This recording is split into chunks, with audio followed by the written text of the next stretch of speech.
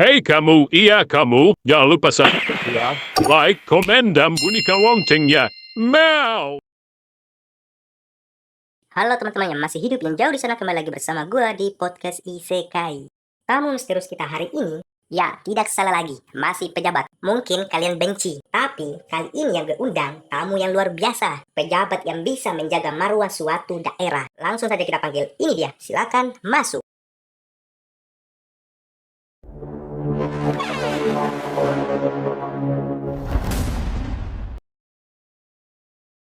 Wah, Bapak sakit? Kalau sakit ngapain datang, Pak? Saya jadi enggak enak, Pak. Pulang aja, Pak, istirahat. Nanti saya undang lagi kalau Bapaknya udah membaik. Yang bilang saya sakit siapa? Lah, itu Pak, pakai kursi roda. Masa iya seorang pemimpin jalan kaki? Jaga dong marwahnya rakyat saya.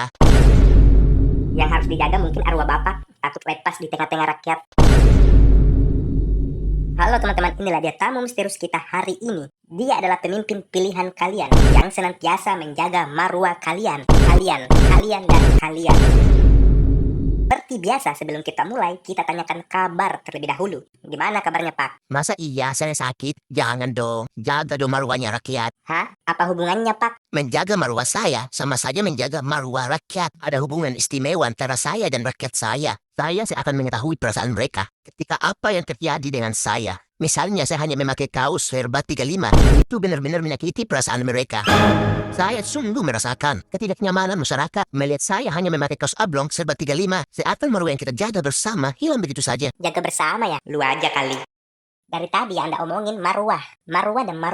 Dan kenapa harus masyarakat ikut terlibat dengan marwah Anda? Seakan-akan rakyatnya harus nanggung. Masa iya Anda cuma pakai kaos Verba 35 merusak marwah Anda? Marwah rakyat malah ngikut lagi. Itu masih untung loh, Pak. Coba Anda turun ke jalan. Lihat rakyat Anda. Masih banyak, Pak, pakai baju partai. Pakai baju itu-itu aja. Atau mungkin ada yang nggak pakai baju. Apa jangan-jangan Anda nggak pernah turun ke jalan? Ya tentu jelas tidak.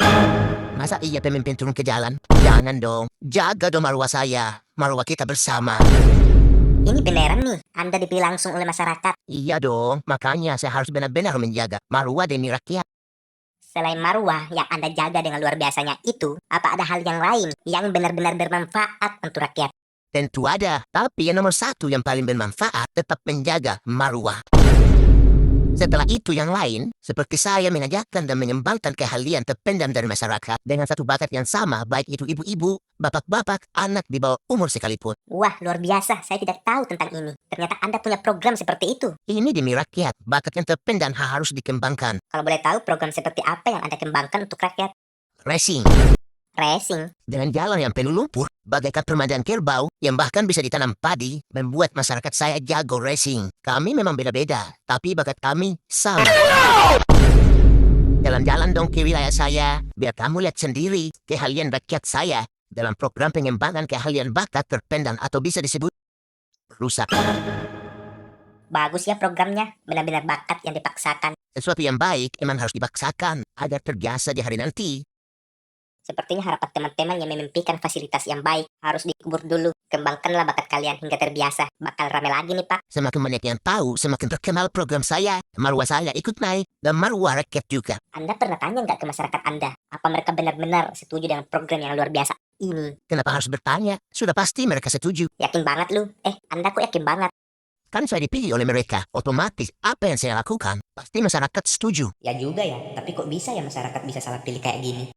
Apa sih yang Anda janjikan? Kok bisa ya Anda terpilih? Tentu salah satunya jalan yang ingin diperbaiki. Tapi karena program pengembangan keahlian bakat terpendam yang saya jalani, jadi saya tunda dulu untuk memperbaikinya. Sampai rakyat saya semua bisa racing, baru saya perbaiki. Luar biasa ya, Anda benar-benar memikirkan masa depan rakyat. Semoga aja arwah Anda semakin terjaga ya. Dan bukan hanya itu, masih banyak program yang saya jalani. Program apa lagi? Pasti ujung-ujungnya rakyat dapat hikmahnya doang. Mungkin lebih dapat deritanya sih. Asal kamu tahu, saya keliling di seluruh wilayah saya tanpa supir. Saya sendiri yang nyetir. Lihat perjuangan saya ke rakyat. Keliling, nyetir, sendiri, yang gak berjuang. Kamu gak tahu capeknya bawa mobil sendiri. Keliling dari situ sana sini hanya demi rakyat. Tujuannya apa? Di mobil baru, buat apa enggak? Kan rugi beli mahal-mahal kalau nggak kuat di jalan berlumpur, berlubang, bergelombang, bergunung. Pak, yang sebenarnya yang harus Bapak perbaiki jalannya. Bukannya beli mobil, ngabisin anggaran. Kalau jalannya mulus, pakai mobil apapun, pasti terasa nyaman. Jadi harga mobilnya berapa? Murah kok, cuma 8,5 M. Murah, Cuma 8,5 M. Pak, duit segitu, semua jalan bisa dikeramik. Nggak mungkin lah. Rumah saya aja, saya renov, biayanya 25 M. Maaf Pak, sebelum saya kaget, saya mau tanya dulu. Itu pakai uang pribadi atau kumpulan uang rakyat? Itu kan rumah dinas. Masa iya pakai uang pribadi? Jangan dong. Jaga dong duit saya.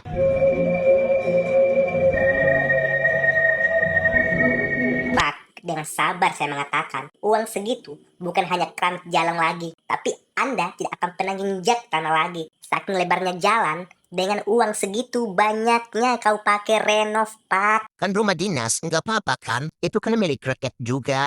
Oke teman-teman, itu rumah Anda. Silakan tinggal di sana.